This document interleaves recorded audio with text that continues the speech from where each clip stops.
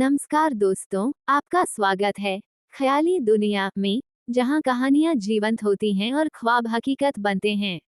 हम लाए हैं आपके लिए रोमांचक कहानियां, दिलचस्प किस्से और वो सब कुछ जो आपकी कल्पनाओं को नई उड़ान देगा।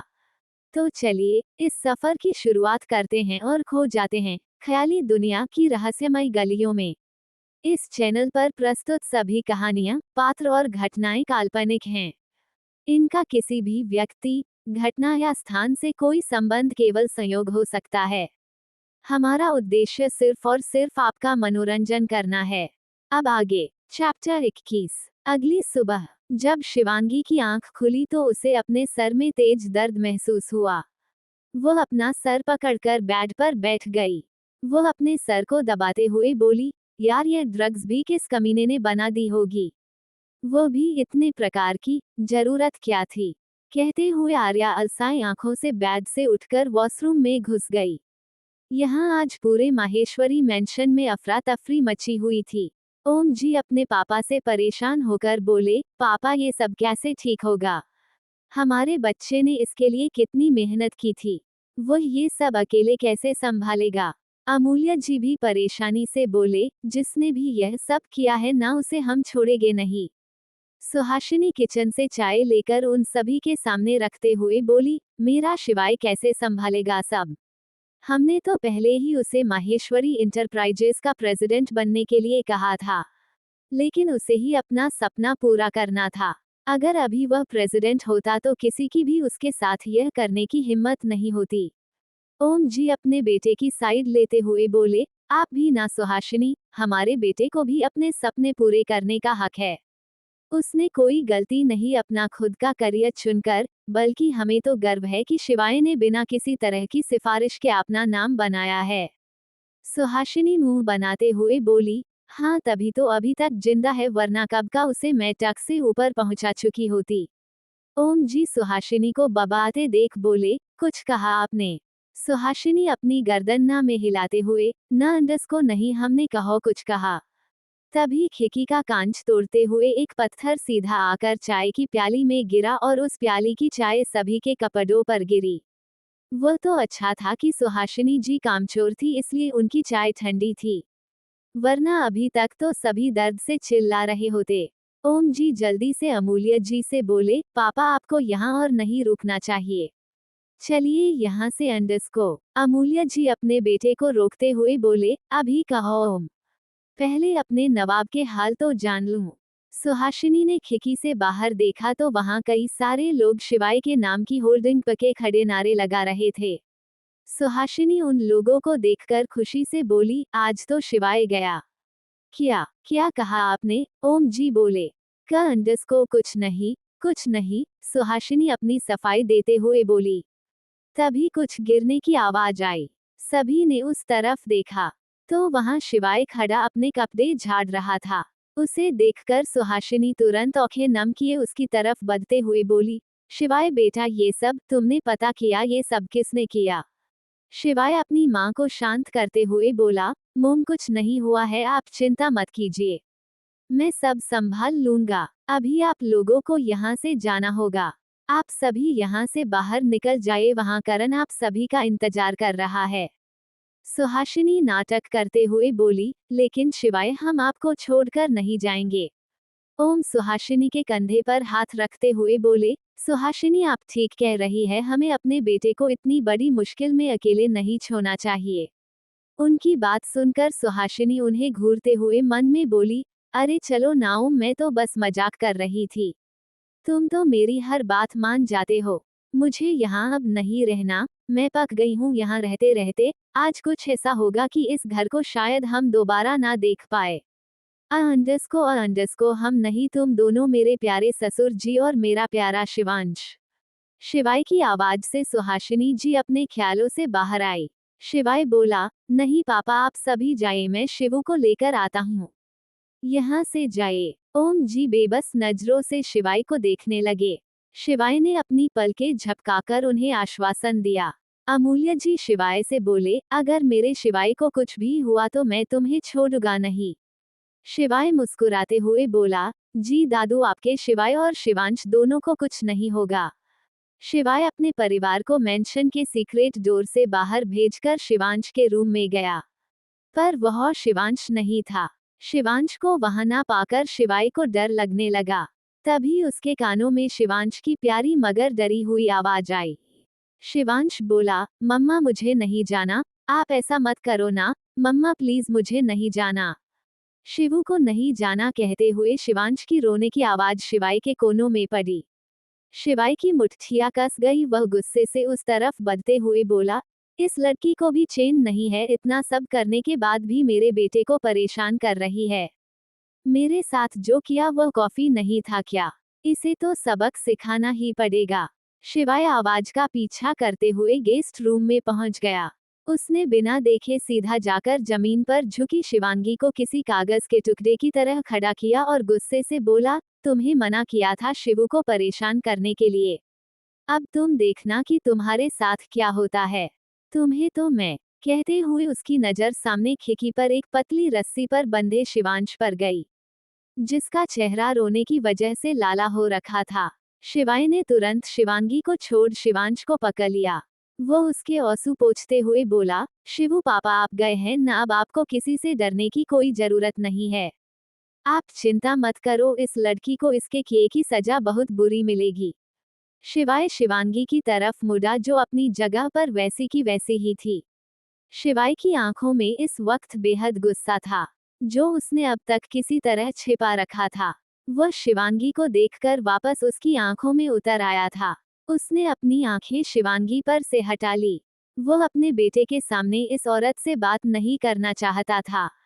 तभी उसके कानों में एक धीमी मगर मधुर गाने की आवाज गई। शिवाय को पता था कि यह आवाज किस चीज की है। उसके कान खड़े हो गए और आंखें भी फैल गई। शिवांश रोते हुए अपने पापा पर गुस्सा करते हुए बोला, पंडस को पापा आप अंडस को मम्मा को अंडस को क्यों डांट रहे हैं? वह अंडस को तो शिवू को बचा रही थी। शिवू ही अंडस को मम्मा को छोड़कर नहीं जा रहा था। शिवांगी उन दोनों को डांटते हुए बोली, चुप रहोगे तुम दोनों? दोनों बाप बेटे एक जैसे हैं। एक सुनता तो है पर मानता नहीं और दूसरे को तो अपनी ही चलानी होती है। अब चुपचाप शिवांश नीचे जाओ, वह भी जैसे मैंने कहा है वैसे ही। शिवाय ने शिवांश की देखा, फिर खिड़की से नीचे। वह अभी तीसरे फ्लोर पर थे, अगर यहाँ से वह लोग गिरे तो चोरों हाथ पैरों से हाथ धोना पड़ सकता था। शिवाय ने शिवांश को अपने बाहों में कसते हुए कहा, तुम पागल हो गई हो क्या? हम तीसरे फ्लोर पर है। अगर गलती से भी तुम्हारी यह रस्सी टूटी ना तो शिवांश सीधा नीचे गिर जाएगा। शिवांगी को अब गुस्सा आने लगा था। उसने कितना दिमाग लगाया था पर अब सब खराब होने को आया था। शिवांगी गुस्से से बोली, ओह रियली, तुम्हारे पास और कोई इससे बेहतर आइडिया है तो बताओ ना, यहाँ से निकलने का बेवकूफों की तरह आ गए बस। शिवाय गुस्से से बोला, ये सब तुम्हारी वजह से ही हुआ है। अगर तुम मेरे हॉस्पिटल की वो नकली वीडियो जो ऑनलाइन ना करती तो ये सब नहीं हो रहा होता। शिवांगी हैरानी से बोली, कौन सी वीडियोज? इसमें तुम्हारा हॉस्पिटल और तुम कहाँ से आ गए? हाँ मैं मानती हूँ कि मेरी गलती है, मुझे देखकर चलना चाहिए था, पर मैंने ये सब जानबूझकर नहीं किया। मुझे कोई शौक नहीं है भरी जवानी में मरने का, वह भी लेडमाइन से फटकर। शिवांश जल्दी से बोला, मम्मा अब तो पापा ने भी बॉम्ब पर पैर रख दिया है। अब तो हम पक्का मर जाएंगे ना? शिवांश की बात सुनकर शिवाय ने हैरानी से अपने पैरों की तरफ देखा, फिर शिवांगी के पैरों की तरफ, फिर पूरे कमरे में। वहां कमरे के मेन पॉइंट पर जमीन खोदकर बॉम्ब प्लांट किए गए थे। शिवांगी और शिवाय के पैर रखने से वह बॉम्ब एक्टिव हो गए थे और जैसे ही उनके पैर हटे बॉम्ब ब्लास्ट। पहले जब शिवाय को वह म्यूजिक सुनाई दिया था तब उसने ये सोचकर उसे इग्नोर कर दिया था कि यह माहेश्वरी मेंशन है। इतने सारे गार्ड्स के बीच इतने सारे बॉम्ब ला पाना नामुमकिन था। शिवांगी इस बार शिवांश को धमकाते हुए बोली, शिवांश अगर तुम अभी के अभी नीचे नहीं गए तो यह शायद हमारी आखिरी मुलाकात हो। हम यहाँ से जिंदा निकले तो आई प्रॉमिस, मेरी बात ना मानने के लिए मैं तुमसे फिर कभी जिंदगी में बात नहीं करूंगी। बात तो क्या अपनी शक्ल तक नहीं दिखाऊंगी। उसकी बात पर शिवांश की शिवांगी फिर से नम हो गई। वह रोते हुए अपने मुंह को अपने हाथों में लेकर सिसकते हुए बोला, माँ अंडस को मम्मा आप ऐसा का अंडस को क्यों ब अंडस को बोल रही हो? शिवू आपके साथ ही रहेगा। मैं अभी जा रहा हूँ। शिवाय परेशान होते हुए बोला, न अंडस्को नहीं शिवू, आप यहाँ से नहीं जाओगे, अगर आप गिर गए तो। शिवांगी गुस्से से बोली, तुम्हारे पास इससे बेटर ऑप्शन है। पूरे घर में पता नहीं और कहो कहो बॉम्ब बिछे हुए हैं, और अब तो तुम भी बॉम्ब के ऊपर खड़े हो अंडस्को। शिवांश चुपचाप से शिवाय की गोद से उतरकर शिवाय और शिवांगी को झुकने के लिए बोला। दोनों बिना बहस के झुक गए। शिवांश अपनी अंगुली से अपने गालों की तरफ पॉइंट करते हुए बोला, मम्मा पापा एक किसी तो दे दो, आपका बेटा अब रोहित अंडस्को। छोड़ो जाने दो, आज शिवांश इतनी ऊंचाई से नीचे जाकर रोहित सेट्टी जी का रिकॉर्ड तोड़ेगा। शिवाय अपने बेटे की मदद करते हुए बोला, हाँ पापा वही वही, कहते हुए शिवांश ने अपने गालों की तरफ पॉइंट किया। शिवाय और शिवांगी ने उसके गालों को किस किया। तारांकन तारांकन तारांकन तारांकन तारांकन तारांकन तारांकन तारांकन। Continue underscore. अब आगे चैप्टर 22। शिवांश नखरे करते हुए बोला, एक और बार प्लीज। उनके पास टाइम नहीं था, और वह शिवांश को फिर से मरने का रिस्क तो बिल्कुल भी नहीं ले सकते थे। इसलिए दोनों जल्दी से उसे किस करने के लिए झुके कि शिवांश उन दोनों के बीच से हट गया। ये सब इतना तेजी से हुआ कि शिवाय और शिवांगी को समझने का टाइम ही नहीं मिला, और उन दोनों के होठ एक दूसरे को छू गए थे। दोनों की आंखें फैल गई। वह दोनों जैसे अपनी जगह पर जम से गए थे। वह दोनों शिवांश की आवाज से बाहर आए, वैसे मैं ये करना तो नहीं चाहता था, पर मैंने सोचा पापा को भी थोड़ा मम्मी पर हक दे ही देना चाहिए। लेकिन सिर्फ 0.01% औक पापा बॉकी का सब शिवू का। दोनों हड़बड़ाकर जल्दी से दूर हुए। शिवांगी शिवांश से बोली, बेटू आराम से जाना और नीचे पहुंच जाओ तो रस्सी को खींच देना ताकि मुझे पता चल जाए कि तुम नीचे पहुंच गए हो। शिवाय को अभी भी अपने बेटे की चिंता हो रही थी। वो परेशान आवाज में शिवांगी से बोला, शिवांश अभी छोटा है, वह कैसे सेफली जा पाएगा। शिवांगी जानती थी कि शिवाय शिवांश को अपनी जान से ज्यादा प्यार करता है। भले ही वह नहीं जानता हो कि शिवांश उसका बेटा है, लेकिन फिर भी शिवाय के लिए वो उसके बेटे से भी बढ़कर था। शिवांगी शिवाय को समझाते हुए कॉन्फिडेंस से बोली, शायद तुम भूल रहे हो, मैं एक आर्मी ऑफिसर हूँ और ऐसे काम हम करते रहते हैं। मैंने शिवांश की सेफ्टी का पूरा ध्यान रखा है, वह ठीक से नीचे पहुंच जाएगा। शिवांगी की आवाज में शिवाय को कुछ अलग सा भरोसा दिया, जो उसे यह बताने के लिए काफी था कि वह शिवांगी पर भरोसा कर सकता था। लेकिन वह इस लड़की पर कैसे भरोसा करे जिसने उससे धोखे से शादी की थी। खैर, अभी उसके पास और कोई चॉइस भी नहीं थी। तभी जिस रस्सी से शिवांश नीचे गया था वो हिलने लगी। आर्या ने भी तुरंत उस रस्सी को दोबारा खींचकर उसे मेंशन से दूर भागने का संकेत दिया। शिवांश ने भी ऐसा ही किया। वह अपनी मां से फिर से दूर नहीं होना चाहता था।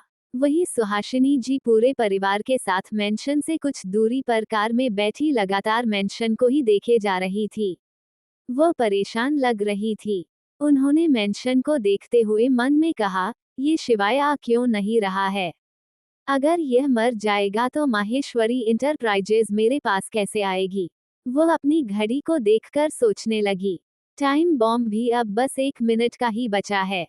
इसे कुछ हो गया तो मेरा सारा प्लेन फेल हो जाएगा।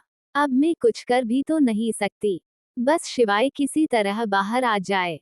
तभी अमूल्य जी को शिवांगी का ख्याल आया। वह परेशान होकर बोले, शिवांगी कहाँ है।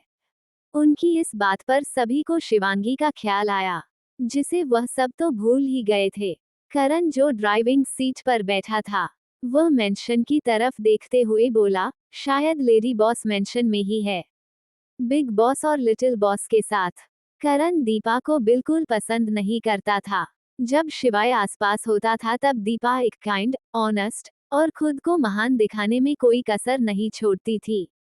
पर जैसे ही शिवाय वहां से जाता दीपा 2 सेकंड नहीं लगाती अपने असली चेहरे में आने में। करण ने अपने बॉस को कितनी बार उस लड़की के बारे में बताया था, लेकिन वह सिर्फ एक एम्प्लॉय था जिसे अपने बॉस की बात माननी होती है। बस इसी सब के चलते करण को भी अपने बॉस के सामने ज्यादा बोलने की इजाजत नहीं थी। सुहासिनी जो अब तक शिवाय के बाहर आने की दुआ कर रही थी, शिवांगी के बारे में जानकर गुस्से से भर गई। वो मन ही मन कुर्ते हुए बोली, इस लड़की को भी चैन नहीं है। पैसे तो ले लिए शिवांश से अच्छी तरह बात करने के लिए, अब मेंशन में क्या भूतों के साथ रोटियां तोड़ रही है ये। अगर यह मर गई तो शिवाय का बच्चा कैसे आएगा, फिर उसकी जायदाद का क्या होगा। सुहासिनी को अभी रोमा ने कुछ नहीं बताया था। उसे कुछ समय बाद शिवांश के बारे में पता चला था। विल को भी तो मैंने ठीक से पढ़ा नहीं था ना, ये बूढ़ा जो टपक गया था तब तक। वह अमूल्य जी की देखते हुए सोचकर अपने मन में बोली, शायद उसमें लिखा था कि शिवाय का पहला बच्चा ही इस जायदाद का मालिक बनेगा, वह भी पहली शादी से। अगर शिवाय दूसरी शादी करेगा भी तो उसका उसकी विल पर कोई फर्क नहीं पड़ेगा। तभी एक साथ कई ब्लास्ट होने लगे। श्री जब होश में आई तो उन्हें कुछ भी सुनाई नहीं दे रहा था। उन्हें बस दिख रहा था कि करण कार को 180 की स्पीड से रेस ड्राइविंग कर किसी तरह मेंशन से दूर ले जा रहा है। सेम टाइम मेंशन के अंदर शिवाय के कानों में वो म्यूजिक की आवाज तेज होने लगी। वो समझ गया कि अब बॉम्ब फटने वाला है। उसने शिवांगी की तरफ देखा जो अपने आसपास कुछ सामान इकट्ठा कर रही थी। शिवाय समझ गया कि वो क्या करने की सोच रही थी। वो जल्दी से बोला, हमारे पास टाइम बिल्कुल भी नहीं है। तुम अपना पैर हटाओ, मैं वहां पर अपना दूसरा पैर रखूंगा। तुम जल्दी से वह स्टैंड ले आना। हमारे पास सोचने का भी वक्त नहीं है, यहाँ टाइम बॉम्ब भी प्लांट किए गए हैं। शिवांगी हैरानी से बोली, तुम्हें ये सब कैसे पता? कहीं तुम्ही ने तो। शिवाय झल्ला कर बोला, ओह जस्ट सुट अप। जो कहा है वह करो, फालतू का दिमाग लगाने की जरूरत नहीं है। शिवांगी को इस वक्त बहुत डर लग रहा था। उसके माथे पर पसीने की बूंदें थी, लेकिन फिर भी वह दिमाग से काम ले रही थी। उसे यहाँ से किसी भी तरह जिंदा बाहर निकलना था, नहीं तो वह लोग उसके बेटे को मार देंगे। उसने शिवाय को देखा जो उसे ही देख रहा था। शिवाय ने उसके पैरे को खसकाकर धीरे से खुद उस लेडमाइन पर आ गया। अब शिवाय के दोनों पैर लेडमाइन पर थे। शिवांगी को ऐसा लगा जैसे उसके दिल से एक बोझ उतर गया हो।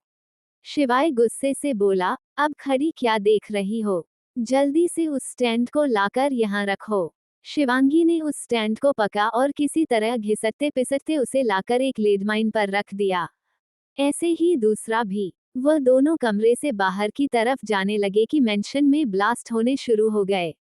शिवांगी उस खिड़की की तरफ देखते हुए बोली, शिवाय जल्दी, हमारे पास और कोई रास्ता नहीं है। शिवाय ने एक नज़र पूरे कमरे में घुमाई। उसने बेड से बेडशीट खींची और शिवांगी की कमर पर दो सिरों को टाइट से बांध दिया और खुद की कमर पर भी बांधने लगा। तभी दूसरा ब्लास्ट हुआ। शिवांगी को अब डर और गुस्सा दोनों आ रहे थे। वह जोर से शिवाय पर चिल्लाई, तुम ये सब जानबूझकर कर रहे हो ना, ताकि मैं मर जाऊं। इससे आगे शिवांगी कुछ बोल पाती, शिवाय उसे उसकी कमर से पकड़कर खिड़की से बाहर कूद गया। वह दोनों तेजी से नीचे जा रहे थे।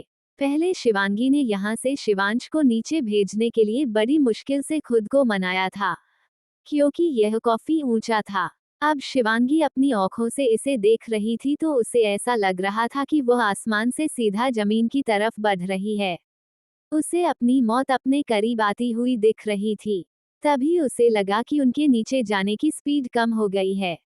शिवांगी सिर उठाकर देखा तो जो बेडशीट शिवाय ने अपने और उसके कमर में बांधी थी, वह एक हॉट एयर बैलून की तरह आसमान में खुल गई थी।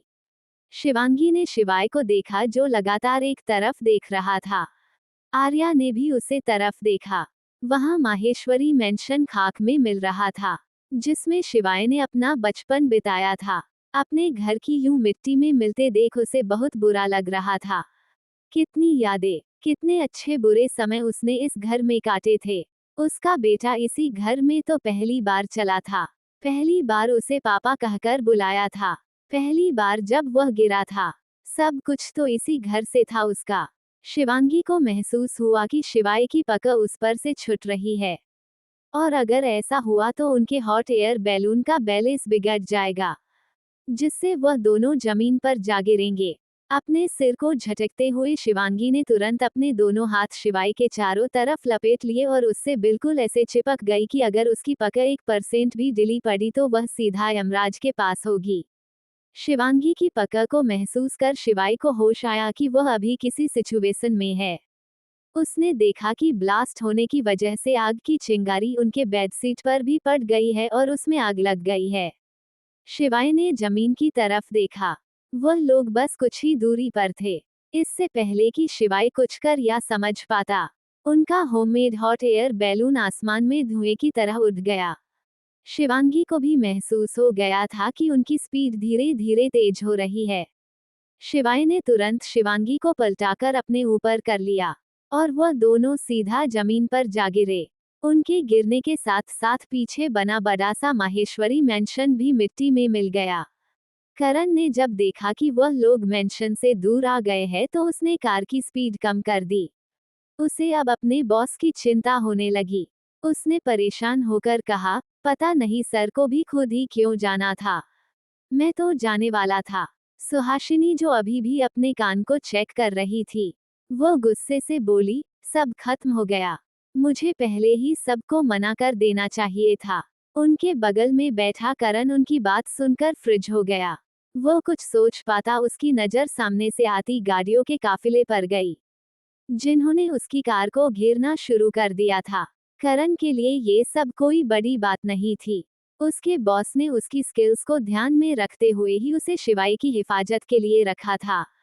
उसने एक कुटिल मुस्कान के साथ सामने की गाड़ियों को देखा और अपने फोन से चुपके से किसी को मैसेज कर दिया। उसने गाड़ी में देखा, जहां पीछे की सीट पर ओम और अमूल्य जी बेहोश हो रखे थे। करण सुहासिनी जी से बोला, मैडम आप सीट बेल्ट लगा लीजिए। सुहासिनी मन में करण का मजाक उड़ाते हुए बोली, हर सीट बेल्ट लगा लीजिए। मरना तो तुम्हें भी पड़ेगा करण, मैं चाहती तो नहीं थी, पर क्या करूं, तुम्हें ही शिवाय भक्त बनने की शौक है, तो फिर अब मरो। सोचते हुए सुहासिनी जी ने सीट बेल्ट लगा लिया। अब आगे चैप्टर 23। करण ने कार को रेस दी। कार जोर की आवाज के साथ आगे बढ़ने लगी। सुहासिनी अपनी आंखें फाड़े कभी करण को देखती तो कभी सामने खड़े कारों के झुंड को। सुहासिनी की आंखें बाहर आने को हो गई। वो करण पर चिल्लाते हुए बोली, करण ये क्या कर रहे हो? कार रोको, मुझे मरना नहीं है। करण पर तो जैसे सुहासिनी जी की बातों का असर ही नहीं हो रहा था। बढ़ते सेकंड के साथ कार की स्पीड भी बढ़ती जा रही थी और सुहासिनी जी के दिल की धड़कनें भी बढ़ती जा रही थी। तभी सामने वाली कार में बैठे लोगों ने जब देखा कि सामने वाला इंसान कार रोकने के मूड में बिल्कुल भी नहीं है तो उन्होंने करण की कार पर फायरिंग स्टार्ट कर दी। करण फिर भी नहीं रुका और कार के एक्सीलेटर पर पैर जमाए रहा। कार की स्पीड इतनी तेज थी कि उन लोगों के लिए कार पर निशाना लगाना मुश्किल हो रहा था। और देखते ही देखते करण की कार हवा की तेजी से उन सभी के बीच से निकल गई। वह लोग जब तक पीछे देखते हैं तब तक करण की कार वहां से फुर हो जाती है। उनमें से एक आदमी अपने लोगों को ऑर्डर देते हुए बोला, जल्दी चलो, वह लोग बचने नहीं चाहिए। करण ने अभी भी कार की स्पीड वैसी ही रखी थी। उसने पीछे देखकर कंफर्म किया, तब जाकर उसने कार की स्पीड कुछ कम की। उसने मुड़कर सुहासिनी की तरफ देखते हुए कहा, मैडम आप ठीक तो है ना? वह अपनी बात कहने में देर लगाने लगा। उसने सुहासिनी की हालत देखकर अब चुप रहना ही बेहतर समझा। श्री के बाल पूरी तरह से बिखरे हुए थे। वह सीट पर बिल्कुल चिपक कर बैठी थी। उनके सिर से 4 इंच की दूरी पर एक गोली लगी थी, जिससे वह अभी भी शॉक में थी। करण ने कार के बैक व्यू मिरर में देखा जहां वह लोग फिर से आ गए थे। करण ने फिर से एक्सीलेटर पर अपना पैर रख दिया, पर इस बार उन लोगों ने पहले ही उसके कार के चारों टायर पर गोली चला दी। कार तेज स्पीड में होने के कारण पलट गई और घिसते हुए आगे कुछ दूर जाकर रुकी। कार के एयर बैग्स एक्सीडेंट की वजह से खुल गया। करण किसी तरफ कार से बाहर निकला। उसने सामने खड़ी गाड़ियों की कतार को देखा, जिनमें से गन पके लोग बाहर निकल रहे थे। करण बिना टाइम वेस्ट किए अपने पैरों से गन निकाली और दूसरी जो उसने पहले ही कार के डैशबोर्ड से ले ली थी। करण बिना किसी डर के सभी पर फायरिंग कर रहा था। उन सभी को एहसास ही नहीं था कि यह लड़का ऐसा भी कुछ कर सकता है।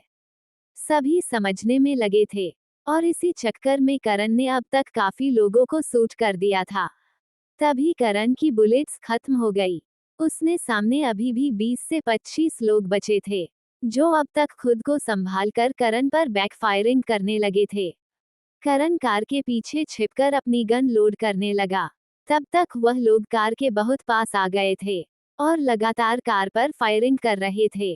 करण एक बार फिर उठकर कार से कवरिंग लेते हुए फायरिंग करने के लिए तैयार था, लेकिन एक आदमी ने उसकी बाजू पर गोली चला दी। करण गोली लगने से पहले कूदकर दूसरी तरफ पहुंच गया और उन लोगों पर फिर से फायरिंग करने लगा, पर एक बार फिर उसकी बुलेट्स खत्म हो गई। उन लोगों ने जब देखा कि करण की गोलियां खत्म हो गई है, तो कुछ उसकी तरफ गन पॉइंट कर खड़े हो गए और कुछ कार की तरफ बने लगे।